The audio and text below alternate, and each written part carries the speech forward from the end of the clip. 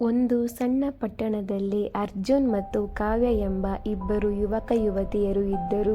ಅವರು ಕಾಲೇಜಿನಲ್ಲಿ ಮೊದಲ ಬಾರಿ ಭೇಟಿಯಾದರು.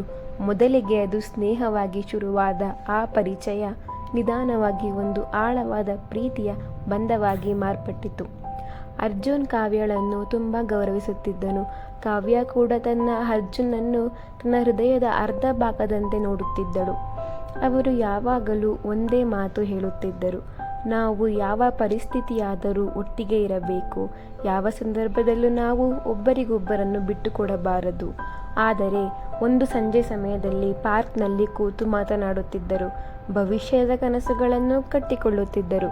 ಅವರ ಕನಸುಗಳೇನೆಂದರೆ, ನಮ್ಮ ಮನೆ ಹೇಗಿರಬೇಕು, ನಮ್ಮ ಮಕ್ಕಳಿಗೆ ಯಾವ ಹೆಸರು ಇಡೋಣ, ಇಂತಹ ಕನಸುಗಳ ಬಗ್ಗೆ ಮಾತನಾಡುತ್ತಿದ್ದರು.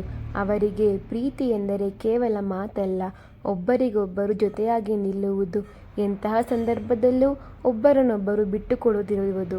ಆದರೆ ಜೀವನ ಯಾವಾಗಲೂ ನಮ್ಮ ಕನಸಿನಂತೆ ಇರುವುದಿಲ್ಲ. ಒಂದು ದಿನ ಕಾವ್ಯಳ ಮನೆಯಲ್ಲಿ ಒಂದು ದೊಡ್ಡ ವಿಷಯ ನಡೆಯಿತು. ಕಾವ್ಯಳ ತಂದೆ ಅನಾರೋಗ್ಯದಿಂದ ಬಹಳ ದುರ್ಬಲರಾಗಿದ್ದರು.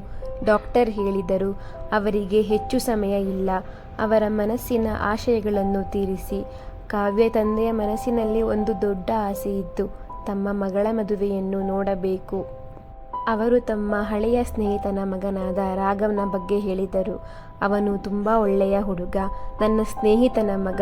ನಾನು ಅವನನ್ನು ಚೆನ್ನಾಗಿ ತಿಳಿದಿದ್ದೇನೆ. ನನ್ನ ಮಗಳು ಅವನ ಜೊತೆ ಸಂತೋಷದಿಂದ ಇರುತ್ತಾಳೆ ಮತ್ತು ಅವನಿಗೆ ಗೌರ್ಮೆಂಟ್ ಕೆಲಸ ದೊರಕಿದೆ ಎಂದು ಕಾವ್ಯಳ ತಂದೆ ಕಾವ್ಯಳ ಬಳಿ ಹೇಳಿದರು. ಈ ಮಾತನ್ನು ಕೇಳಿ ಕಾವ್ಯಳ ಹೃದಯ ಮುರಿದು ಹೋಯಿತು. ಆದರೆ ಕಾವ್ಯ ಅರ್ಜುನನ್ನು ತನ್ನ ಪ್ರಾಣಕ್ಕಿಂತ ಹೆಚ್ಚು ಪ್ರೀತಿ ಮಾಡುತ್ತಿದ್ದಳು. ತಂದೆಯ ಅನಾರೋಗ್ಯದ ಪರಿಸ್ಥಿತಿಯನ್ನು ನೋಡಿ ಆಕೆಗೆ ಏನನ್ನೂ ಮಾತನಾಡಲಾಗಲಿಲ್ಲ ಮತ್ತು ಈಗ ತಾನು ಏನು ಮಾಡಬೇಕೆಂದು ಅವಳಿಗೆ ಅರ್ಥವಾಗಲಿಲ್ಲ.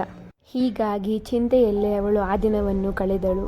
ನನ್ನನ್ನು ಭೇಟಿಯಾಗಲು ಬಂದಾಗ ಅವಳ ಕಣ್ಣುಗಳು ಕಣ್ಣೀರಿನಿಂದ ತುಂಬಿಕೊಂಡಿದ್ದವು.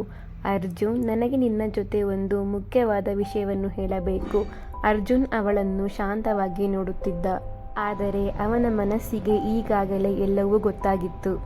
ಕೆಲವು ದಿನಗಳ ಹಿಂದೆ ಅರ್ಜುನ್ನ ತಂದೆ ಅರ್ಜುನ್ ಜೊತೆ ಮಾತನಾಡಿದ್ದರು. ಅರ್ಜುನ್ ತಂದೆಯು ಕಾವ್ಯಳ ತಂದೆಯ ಸ್ನೇಹಿತನಾಗಿದ್ದನು. ಹೀಗಾಗಿ ಅರ್ಜುನ್ನ ಬಳಿ ಅರ್ಜುನ್ನ ತಂದೆ, ನನ್ನ ಸ್ನೇಹಿತನ ಆರೋಗ್ಯ ಚೆನ್ನಾಗಿಲ್ಲ. ಅವನ ಕೊನೆಯ ಆಸೆ ತನ್ನ ಮಗಳು ಕಾವ್ಯ ನಮ್ಮ ದೊಡ್ಡ ಮಗ ರಾಘವ್ ಜೊತೆ ಮದುವೆಯಾಗಬೇಕು ಎಂದು. ತನ್ನ ಸ್ನೇಹಿತನ ಕೊನೆಯ ಆಸೆಯ ಬಗ್ಗೆ ಅರ್ಜುನ್ ತಂದೆ ಅರ್ಜುನ್ನ ಬಳಿ ಹೇಳಿದನು. ಮಾತನ್ನು ಕೇಳಿದ ಅರ್ಜುನ್ನ ಹೃದಯ ನಿಂತಂತಾಯಿತು. ಆದರೆ ಅವನು ಏನನ್ನೂ ಹೇಳದೆ ರೂಮಿನ ಒಳಗೆ ಹೊರಟು ಹೋದನು. ಕಾವ್ಯ ಅವನ ಮುಂದೆ ನಿಂತು ಅಳುತ್ತಾ ಹೇಳುತ್ತಿದ್ದಳು: ಅರ್ಜುನ್, ನನ್ನ ತಂದೆ ತುಂಬ ಅಸ್ವಸ್ಥರಾಗಿದ್ದಾರೆ. ಅವರ ಕೊನೆಯ ಆಸೆ ನನ್ನ ಮದುವೆ ಅವರ ಸ್ನೇಹಿತನ ಮಗನೊಂದಿಗೆ ಮಾಡಬೇಕು ಎಂಬುದು. ನನಗೆ ಏನನ್ನು ಮಾಡುವುದೆಂದು ತಿಳಿಯುತ್ತಿಲ್ಲ ಎಂದು ಅಳುತ್ತಾ ಅರ್ಜುನ್ನ ಮುಂದೆ ಹೇಳಿದಳು. ಅರ್ಜುನ್, ಒಳ್ಳೆಯ ನಿರ್ಧಾರ ಮಾಡಿದ್ದಾರೆ. ನಿಮ್ಮ ತಂದೆಯ ಸ್ನೇಹಿತ ಬೇರೆ ಯಾರೂ ಅಲ್ಲ, ನನ್ನ ತಂದೆ. ನನ್ನ ಅಣ್ಣ ರಾಘವ್ನ ಜೊತೆ ನಿನ್ನ ಮದುವೆ ನಿಶ್ಚಯ ಆಗಿದೆ ಎಂದು ಕಾವ್ಯಳ ಬಳಿ ಹೇಳಿದನು. ಈ ಮಾತನ್ನು ಕೇಳಿ ಕಾವ್ಯಳ ಮನಸ್ಸು ಛಿದ್ರವಾಗಿ ಹೋಯಿತು. ಅರ್ಜುನ್ ಮನಸ್ಸಿನಲ್ಲಿ ಸಾವಿರ ಆಸೆಗಳನ್ನು ಇಟ್ಟುಕೊಂಡು ಕಾವ್ಯಳ ಮುಂದೆ ಸುಳ್ಳು ಹೇಳಿದನು. ಕಾವ್ಯ, ನಾನು ನಿನ್ನನ್ನು ಎಂದಿಗೂ ನಿಜವಾಗಿ ಪ್ರೀತಿ ಮಾಡಿಲ್ಲ ಎಂದು ಕಾವ್ಯಳ ಬಳಿ ಹೇಳಿದನು. ಈ ಮಾತನ್ನು ಕೇಳಿ ಕಾವ್ಯ ಬೆಚ್ಚಿ ಬಿದ್ದಳು. ಅರ್ಜುನ್, ಏನು ಹೇಳ್ತಾ ಇದ್ದೀಯಾ? ಈ ವಿಷಯದಲ್ಲಿ ತಮಾಷೆ ಮಾಡಬೇಡ, ನನಗೆ ಈಗಾಗಲೇ ತುಂಬ ನೋವಾಗಿದೆ ಎಂದಳು. ನಾನು ಈಗಾಗಲೇ ಯೋಚಿಸಿದ್ದೆ, ನಮ್ಮ ನಡುವೆ ಇರುವುದು ಕೇವಲ ಒಂದು ಭ್ರಮೆ. ನೀನು ನನ್ನ ಅಣ್ಣ ರಾಘವ್ ಜೊತೆ ಮದುವೆಯಾಗು, ಅವನು ನಿನಗೆ ತುಂಬ ಒಳ್ಳೆಯ ಜೀವನವನ್ನು ಕೊಡುತ್ತಾನೆ. ಈ ಮಾತನ್ನು ಕೇಳಿ ಕಾವ್ಯಳ ಕಣ್ಣುಗಳಿಂದ ಕಣ್ಣೀರು ಹರಿಯುತ್ತಿದ್ದವು. ಅರ್ಜುನ್, ನಾನು ನಿನ್ನನ್ನು ಮನಸಾರೆ ಪ್ರೀತಿ ಮಾಡಿದ್ದೆ. ನೀನು ನನಗೆ ಇಂತಹ ಮೋಸ ಮಾಡುತ್ತೀಯಂತ ನಾನು ಯಾವಾಗಲೂ ಯೋಚನೆ ಮಾಡಿರಲಿಲ್ಲ ಎಂದು ಕಾವ್ಯ ಅರ್ಜುನ್ನ ಹತ್ರ ಹೇಳಿದಳು. ಅರ್ಜುನ್ ತನ್ನ ಕಣ್ಣೀರನ್ನು ಮರೆಮಾಚಿಕೊಂಡು ತಲೆ ತಿರುಗಿಸಿಕೊಂಡ. ನಾನು ನಿನ್ನನ್ನು ಎಂದಿಗೂ ಪ್ರೀತಿ ಮಾಡಿಲ್ಲ ಎಂದನು. ಅವನ ಹೃದಯ ಸಾವಿರ ತುಂಡುಗಳಾಗಿ ಒಡೆದು ಹೋಯಿತು. ಕಾವ್ಯ ನಿಧಾನವಾಗಿ ಹಿಂದಕ್ಕೆ ತಿರುಗಿ ನಡೆಯಲು ಶುರು ಮಾಡಿದಳು. ಅವಳು ಹೋಗುತ್ತಿದ್ದಾಗ ಅರ್ಜುನ್ ಅವಳನ್ನು ನೋಡುತ್ತಲೇ ನಿಂತ. ಆದರೆ ಅವನು ಅವಳನ್ನು ತಡೆಯಲಿಲ್ಲ. ಅವಳು ಕಣ್ಣು ಮುಚ್ಚಿಕೊಂಡು ನಿಧಾನವಾಗಿ ಹೇಳಿಕೊಂಡ: ಕ್ಷಮಿಸು ಕಾವ್ಯ, ನಿನ್ನ ತಂದೆಯ ಕೊನೆಯ ಆಸೆಗಾಗಿ ನಾನು ನನ್ನ ಪ್ರೀತಿಯನ್ನು ಬಿಟ್ಟುಕೊಡುತ್ತಿದ್ದೇನೆ ಎಂದು ಅಳುತ್ತಾ ಅಲ್ಲಿಯೇ ಕುಳಿತು ಬಿಟ್ಟ. ಮದುವೆಯ ದಿನ ಮದುವೆಯ ಮಂಟಪ ಜನರಿಂದ ತುಂಬಿತ್ತು. ಸಂಗೀತ ಕೇಳಿಸುತ್ತಿತ್ತು. ಎಲ್ಲರೂ ಸಂತೋಷದಿಂದ ಮಾತನಾಡುತ್ತಿದ್ದರು. ಆದರೆ ಮದುವೆ ಮಂಟಪದಲ್ಲಿ ಕುಳಿತಿದ್ದ ಹುಡುಗಿಯ ಮುಖದಲ್ಲಿ ಮಾತ್ರ ಮೌನ, ನೋವು. ಅವಳು ವರನ ಪಕ್ಕದಲ್ಲಿ ಮೌನವಾಗಿ ಕುಳಿತಿದ್ದಳು. ಕೈಯಲ್ಲಿ ಹಾರ, ಆದರೆ ಕೈಗಳು ನಡುಗುತ್ತಿವೆ. ಅರ್ಜುನ್ ಹೃದಯದಲ್ಲಿ ಅವಳಿಗಾಗಿಯೇ ಪ್ರೀತಿ ಇತ್ತು.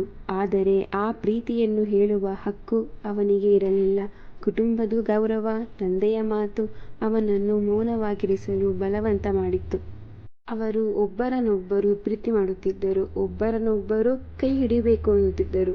ಆದರೆ ಕುಟುಂಬದ ಸಂತೋಷಕ್ಕಾಗಿ ತಮ್ಮ ಹೃದಯವನ್ನು ಮೌನವಾಗಿ ತ್ಯಾಗ ಮಾಡಿದರು. ಕೆಲವು ಪ್ರೀತಿಗಳು ಒಂದಾಗುವುದಿಲ್ಲ, ಆದರೆ ಆ ಪ್ರೀತಿಯ ತ್ಯಾಗ ಜೀವನ ಪೂರ್ತಿ ಮರೆಯಲಾಗುವುದಿಲ್ಲ. ಅವನು ಮದುವೆಯ ಮಂಟಪದಲ್ಲಿ ತಲೆ ತಗ್ಗಿಸಿಕೊಂಡನು, ಏಕೆಂದರೆ ಅವನು ಅವಳ ಕಣ್ಣೀರನ್ನು ನೋಡಲು ಸಹ ಸಾಧ್ಯವಾಗಲಿಲ್ಲ. ಅವನ ಹೃದಯದಲ್ಲಿ ಮಾತ್ರ ಒಂದು ಮಾತು ಕೂಗುತ್ತಿತ್ತು, ನಾನು ನಿನ್ನನ್ನು ತುಂಬಾ ಪ್ರೀತಿ ಮಾಡುತ್ತೇನೆ. ಆದರೆ ಆ ಮಾತುಗಳು ಅವನ ತುಟಿವರೆಗೂ ಬಂದಿಲ್ಲ. ಆ ದಿನ ಒಬ್ಬರು ತಮ್ಮ ಪ್ರೀತಿಯನ್ನು ಮರೆಮಾಡಿದರು, ಮತ್ತೊಬ್ಬರು ತಮ್ಮ ಹೃದಯವನ್ನು ತ್ಯಾಗ ಮಾಡಿದರು. ಕೆಲವು ಪ್ರೀತಿಗಳು ಒಂದಾಗುವುದಿಲ್ಲ, ಆದರೆ ಆ ಪ್ರೀತಿಯ ನೋವು ಜೀವನ ಪೂರ್ತಿ ಉಳಿಯುತ್ತದೆ. ಈ ಕಥೆ ನಿಮಗೇನನಿಸಿತು ಎಂದು ಕಮೆಂಟ್ ಮಾಡಿ.